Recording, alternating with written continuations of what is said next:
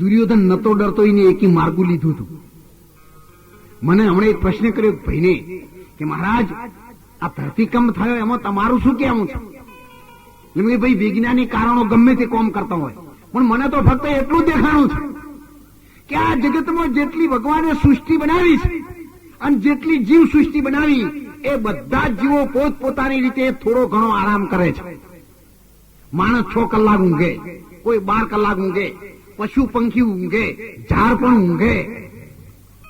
તો આ ધરતીનો આજથી 25 વર્ષ પહેલા 4 મહિના ચોમાહું કોમ લેવાતું અને કદાચ હાથ થોડું આખું પાછું થાય તો થોડા ઘણા ઘઉં લોકો વાવતા અને 6 મહિના સુધી ધરતી આરામ કરે. હવે 15 વર્ષથી તમે કોને લીધું છે ઉધડું?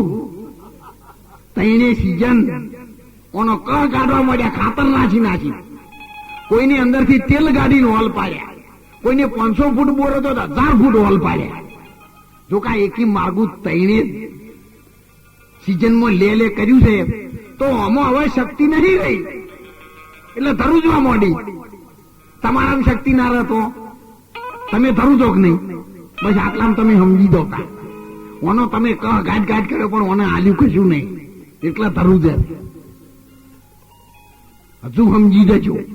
પુણ્ય, ધર્મ, નીતિ, સંતોની સેવા આ બધું જમા થશે. અને બીજું બધું પુત્ર, કુટુંબ, કબીલો આ માયા સ્વાર્થનકી અને એમાં નક્કી કરેલા દિવસો છે. માતા પિતા તારા જન્મ રોશે, બેની રોશે 12 માસ, ઘરની શ્રી તારી 13 દી રોશે અને કરશે પર ઘરની.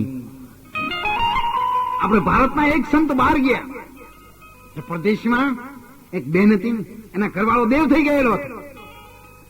એટલે એને કબરમાં ઓલી શમશાન ભૂમિમાં સુવાડી એના ઉપર ચણેલું હતું. એટલા બેન પંખાથી વાયરો નાખતી હતી. સંતને જોયું, વાહ વાહ વાહ, ધન્ય હો, આ મારી ભારતની સંસ્કારી બહેનો દીકરીઓ કરતા તો આ કેટલી બધી આગળ છે. આ બે સંતનો અંતરથી નમી ગયો, પણ સંત નક્કી કર્યા વગર કોઈ દિવસ મૂકે નહીં. હો, એમનેમ હેડો જાય, એમનેમ શંખ કહેવાય. નક્કી કરે એમનેમ સંત કહેવાય. બેન, તમારી સેવાથી હું ખૂબ રાજી થયો. મારું અંતર ઝૂમી ઉઠ્યું છે. આ તમારા ઘરવાળા દેવ થઈ ગયા છે તોય તમે આટલી સેવા કરો છો, પંખો નાખીને વાયરો નાખો છો, તો મને જીવતા તમે કેટલી સેવા કરી છે.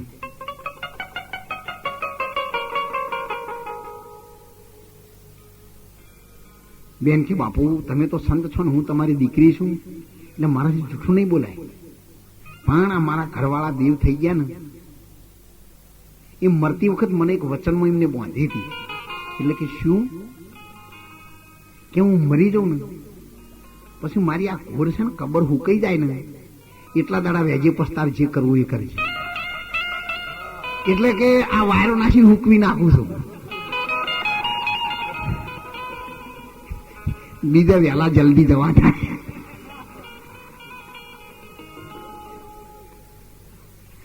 ધન છે ને એની ભક્તિ ને. એટલે જો કદાચ આવું જ નક્કી થતું હોય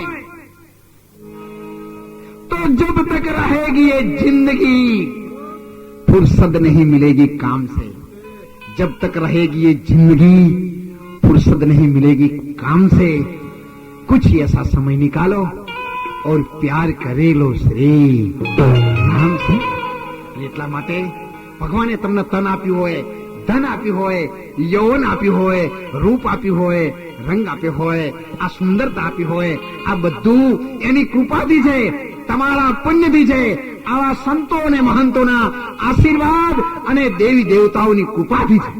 જો કદાચ કૃપા હટી જશે ને તો તમારા ઘરમાંથી તમારું સાધન નહીં તો ભાડાના સાધનમાં બેસાડશે, હાઈવે ઉપર લઈ જઈને એક્સિડન્ટ કરીને ભાગીને ભૂકો કરી નાખશે.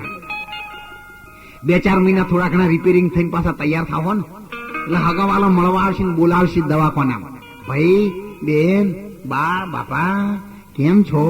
પછી ધીરે રહીને કે ભાઈ ભગવાન કરે ખરું બાપા, હવે બધું ભાજી રહ્યા પછી નહીતર તો ઘેરથી અપ ટુ ડેટ થઈને તૈયાર થઈને ગાડીમાં બેસવા જતા ત્યાં તો ચોફરી જોઈને કહેતા હતા કે માર જેવું કોઈ નહીં. તો અત્યારે